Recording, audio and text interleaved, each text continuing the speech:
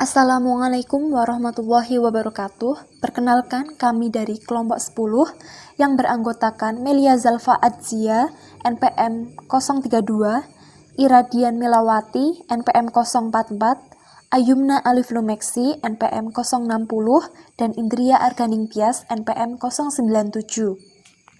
Yang akan membahas tentang studi kasus biologi molekuler tentang peranan biologi molekuler pada bidang biosistematika yang berjudul Analisis DNA Badak Sumatera dalam Konservasi Genetik.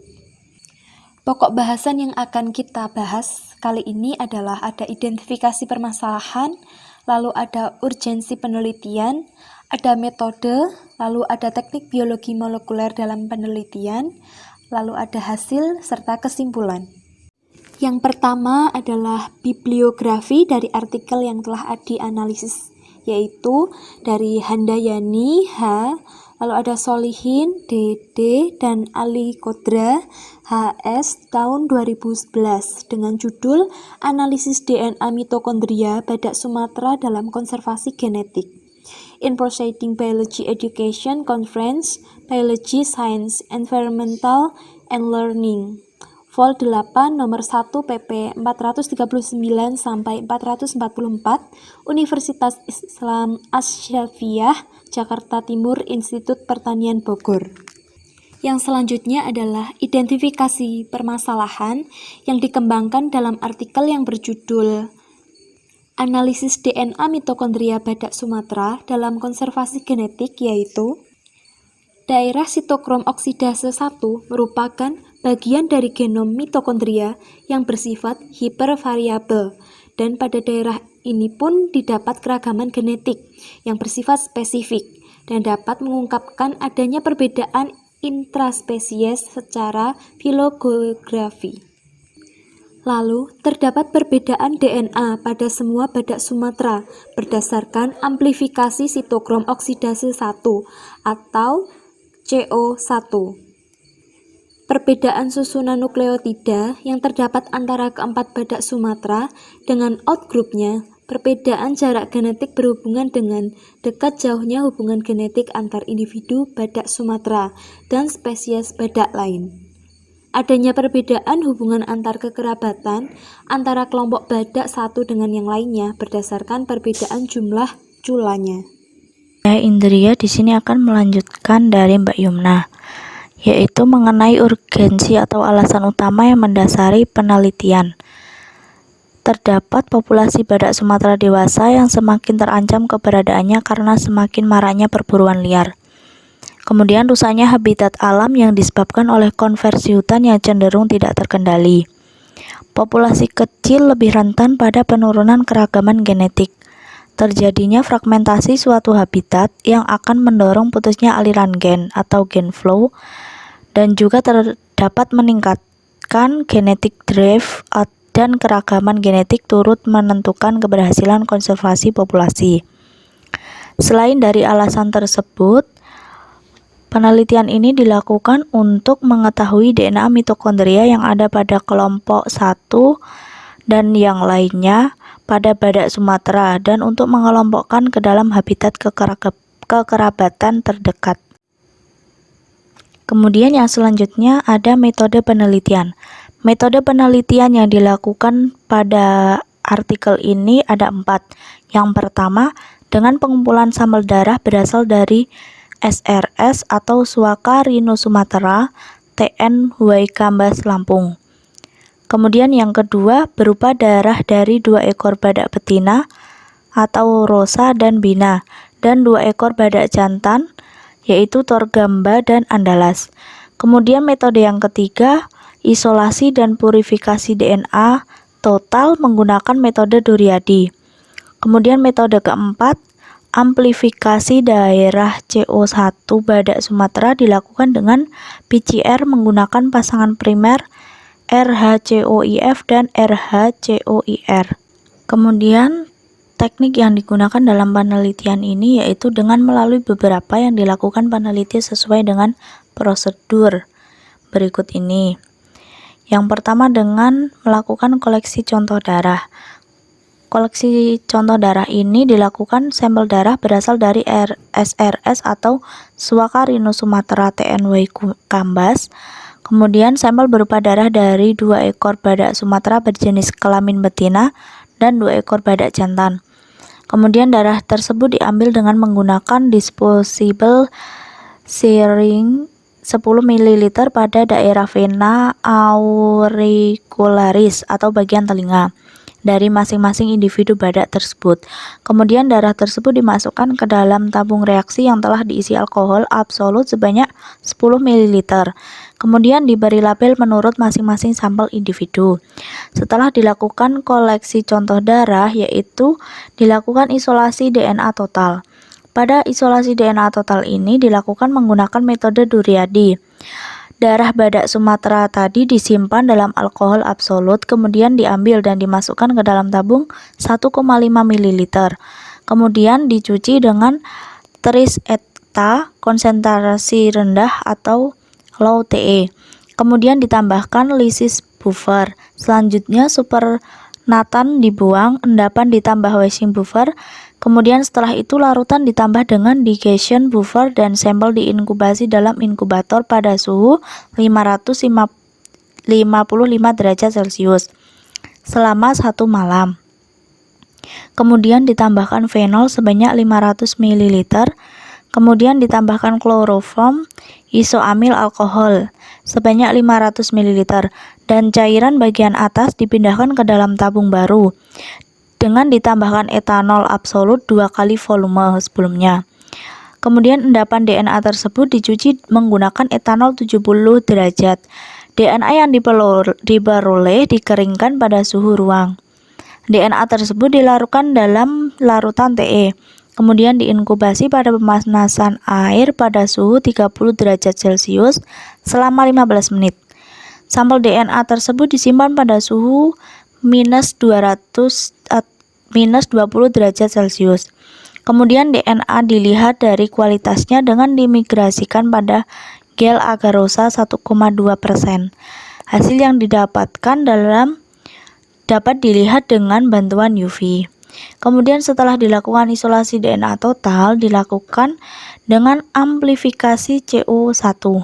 Amplifikasi CO1 ini menggunakan pasangan primer hasil desain sendiri berdasarkan data runtutan badak India dengan kode akses yang sudah ada. Kemudian primer tersebut didesain menggunakan software Primer 3. Kedua pasang primer tersebut yaitu primer untuk mengamplifikasi sekuen CO1 partial dengan primer RHCOIF dan RHCOIR. Kemudian setelah dilakukan amplifikasi CO1, dilakukan sequencing fragmen COI dan deloop parsial. Perunutan DNA hasil PCR dilakukan di PT Chiron Pokchan Indonesia. Kemudian setelah dilakukan sequencing, dilakukan analisis dengan program Mega 4.0. Kemudian yang selanjutnya ada hasil dari penelitian. Yang pertama ada DNA total. Dalam penelitian ini menggunakan 4 sampel darah dari Dicerosinus sumatranensis yang berasal dari Waikambas Lampung. 4 badak ini ada Turgamba yaitu badak Sumatera jantan, ada Andalas yaitu badak Sumatera jantan, Darosa yaitu badak Sumatera betina, serta Bina yaitu badak Sumatera betina. Nah, untuk hasil purifikasi total DNA kemudian diimigrasikan pada gel agarose 2%. Kemudian hasil penelitian yang kedua yaitu mengenai amplifikasi sitokrom oksidase 1 atau CO1. Nah, amplifikasi CO1 pada badak Sumatera dilakukan dengan menggunakan pasangan primer RHCOIF serta RHCOIR.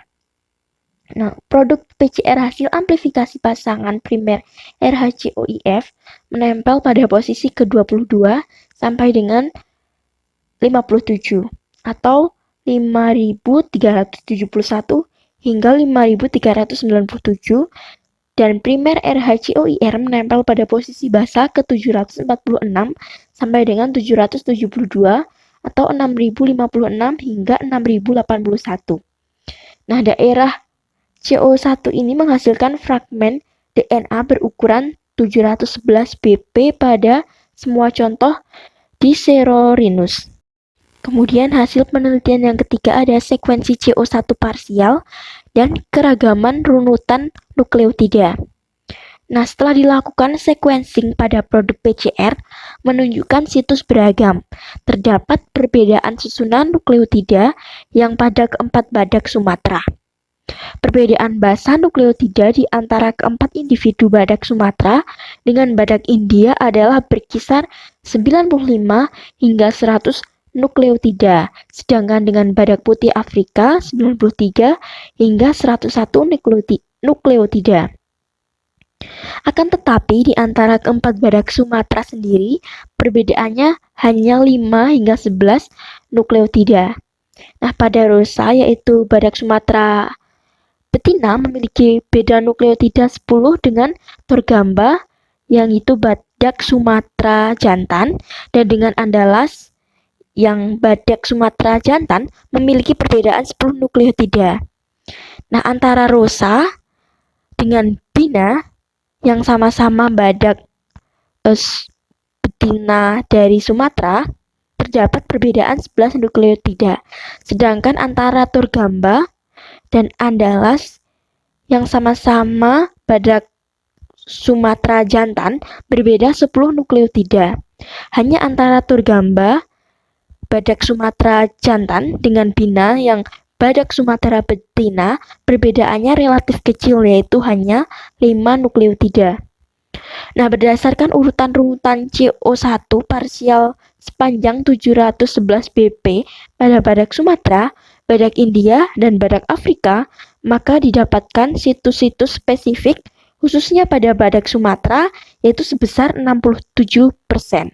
Baik, selanjutnya untuk hasil yang keempat ada jarak genetik badak Sumatera dan outgroupnya badak India dan Afrika. Nah, jarak genetik ini digunakan untuk melihat kedekatan hubungan genetik antar individu badak Sumatera dan spesies badak yang lain. Untuk hasil perhitungan berdasarkan daerah sitokrom oksidase 1 parsial menunjukkan nilai jarak genetik berkisar antara 0,016 sampai 0,147. Dari hasil tersebut bahwa keempat badak Sumatera memiliki jarak genetik relatif besar bila dibandingkan dengan outgroupnya. Kemudian hasil selanjutnya yaitu hubungan kekerabatan badak Sumatera berdasarkan sekuen CO1 atau sitokrom oksidase 1. Pada badak putih Afrika berbeda kelompok dengan badak Asia.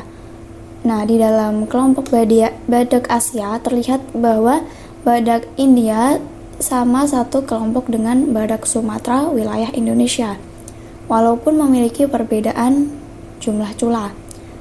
Di dalam kelompok badak Sumatera bagian Indonesia sendiri terjadi beberapa keragaman.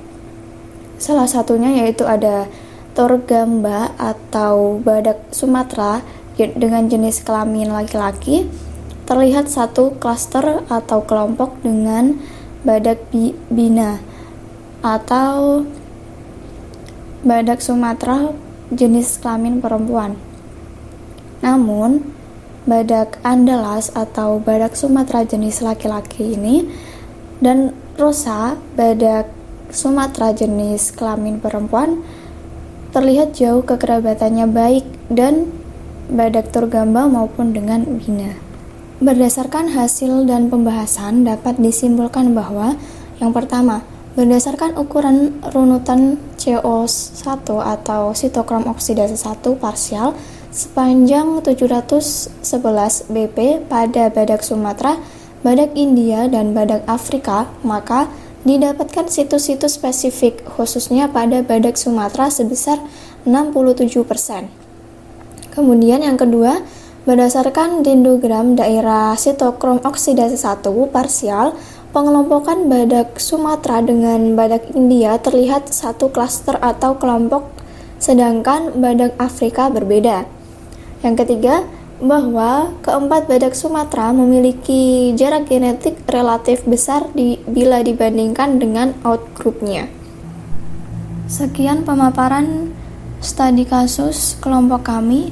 Kurang lebihnya kami mohon maaf. Wabillahi taufik wal hidayah. Wassalamualaikum warahmatullahi wabarakatuh.